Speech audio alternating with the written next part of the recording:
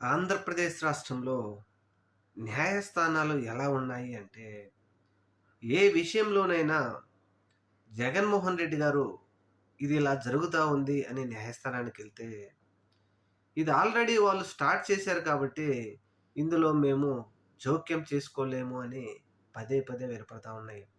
ముఖ్యంగా పులివెందుల జెడ్పీటీసీ ఎన్నికలు అనౌన్స్ చేసినప్పటి నుంచి కౌంటింగ్ వరకు కూడా వైఎస్ఆర్‌సీపీ వాళ్ళు కోర్టుకు వెళ్ళడం, కోర్టు వాళ్ళు ఖచ్చితంగా వైఎస్ఆర్‌సీపీ వాళ్ళు వీడియో ప్రూఫ్‌లతో కూడా ఇస్తే, ఓహో! ఇది నిజమే కదా! అని చెప్పడం. ఆ తర్వాత అక్కడ కౌంటింగ్ కూడా అయిపోయింది.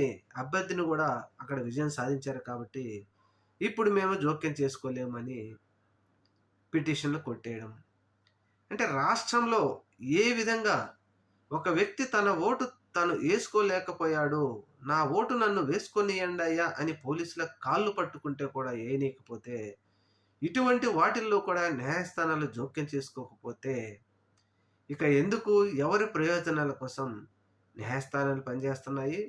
అలాగే ఎలక్షన్ కమిషన్ ఎవరి కోసం పనిచేస్తుంది? ఆంధ్రప్రదేశ్ రాష్ట్ర పోలీసులు ఎవరి కోసం పనిచేస్తున్నారు?